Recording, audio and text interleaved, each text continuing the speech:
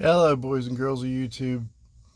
All right, it's been too many weeks since my last video in preparation for Drag Week 2019.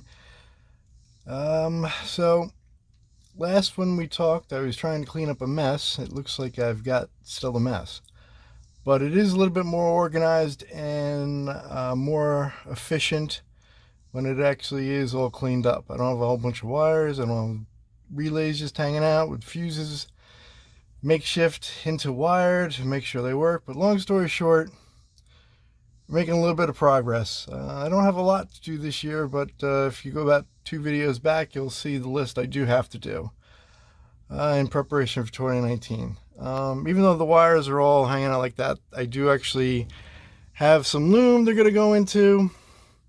So it'll clean all that up. The reason why it's still hanging because I'm trying to figure out the best way to run everything.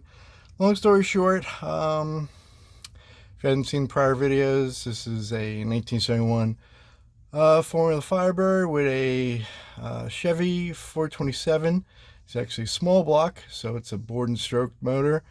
It's got a aluminum heads. It actually has a blower on it, and it actually is going to be running fuel injection. That's mostly what this mess is designed for right here. You're looking at all the wiring to the ECU and to the fuel pump and to a few other pieces, kind of isolating that circuit from the rest of the circuit of the car. It is actually going to be running a little bit of nitrous too. That's really to cool down the blower because it's actually a small, what they call, I guess, a street blower. And when you run those things up at higher RPMs, they kind of tend to get a little hot. So easy way to cool them down is hit a little shot of nitrous and it'll cool it right down. So as I work on this little nest over here, I'll give you a rundown of what I'm really trying to do. This relay actually turns those two relays on because the ECU I'm using is a Mega Squirt. That Mega Squirt is only the output for the fuel pump signal. Can only run one relay. It doesn't have enough juice, so I actually have to turn that relay on to turn those two relays on. If you know anything about Drag Week, you actually have to race from track to, not race, track to track, sorry. You have to go from track to track between races. So reason why I have two fuel pumps for the electronic fuel injection is because one I'm going to run on the street, one when I'm racing, I'm going to turn that one on through the ECU to, when I put that in race mode or race tune, it'll turn that second pump on, make sure I have enough fuel for the run. I'm trying this just to make sure that it'll kind of keep everything separate from the rest of the vehicle. It's a relay.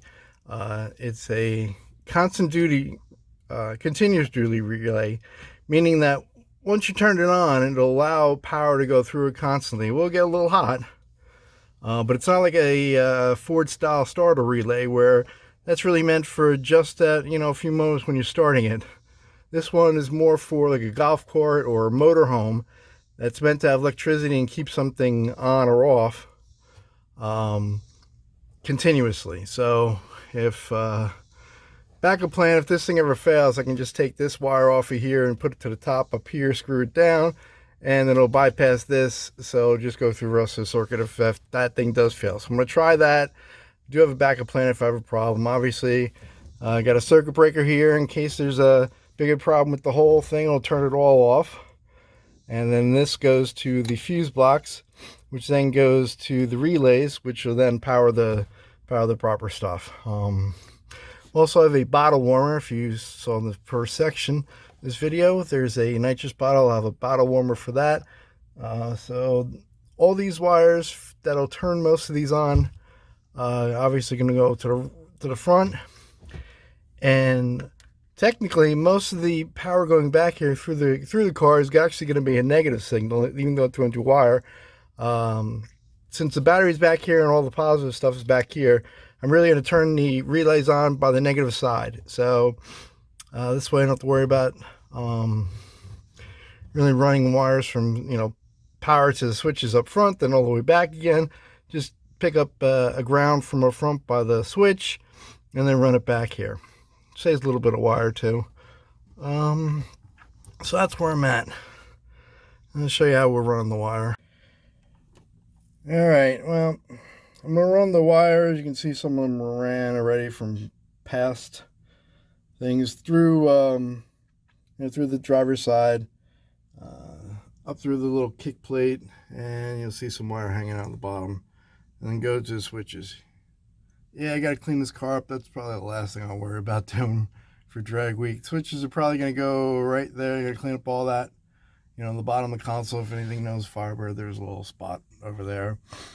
And I got to rewire that, so I'll show you that as well. I got 6 switch panels. Matter of fact, they're kind of laying upside down over there. Got to rewire those a little bit. So that's where it's at. Still a whole bunch, a lot to do. Sorry about the lighting. I'm actually holding the light and trying to hold the camera at the same time.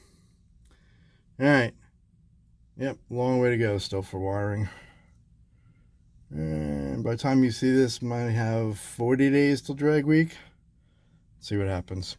Talk to you then. Alright, just a quick update how it's going. Yeah, I always forgot how hard it is to get the wire through this kick panel. Pain in the neck to take it off, so what I had to do is run a wire, hard wire, through the kick panel first, top to bottom, then ran the wire through the kick panel. I actually only need 3 wires. The big black wire is going to be the ground for that solenoid I talked about. The other 4, I only need 2 of those. But since it's such a pain in the neck to run that wire through that kick panel, I decided to run 4 plus the thicker wire. So this way I don't ever have to do it again, because I doubt, now that I've done it, meaning added more wire than I need, I'll probably never need the wire back there again. But if I ever do, at least I have 2 spares. And as you can see, I'm just running it through. And, it'll tuck under the rug. You won't see it. That sill plate will be back on. And it'll be all done. So, update in a little bit. Well, as you can see, or maybe you can't, let's see if we can shed some light on it. And a little bit. Most of the electronics are on this side, so it was just easy to remove the seat and start pulling everything out and rewiring it all over here. So it was more of a rat's nest than I thought. It's definitely in a rush trying to get to drag week last year, and I just threw things together. Now, not that it'll be so much better when I'm done, but be a little bit neater. So that's where we're at right now. Still working. Talk to you again. Alright, finally got it done. Took a few days longer than I thought, but it's all wired in. Definitely not an A+ job. If it was an A+ job, it'd be a little neater. Unfortunately, that's not my style. I just go, there's a little planning, but I just go and do it with the stuff laying around. If I really was planned out, I'd have all the right wires pre-cut, perfect lengths, right color, same ends. But unfortunately, that's not my style. Mine is more of, all right, does it work? Is it functioning? Is it going to do what I want it to do? I'm not worried about look, other than you folks on YouTube seeing this. Nobody else is really going to see this. But it's all wired up in a loom. Definitely had it tucked up as far as I can get it. I need the trunk space for all the tools, jack stands, jacks, fuel fuel jugs. The water bottle warmer is all wired nicely, ready to go. So now I just got to clean up the wiring on the inside. You'll see that next.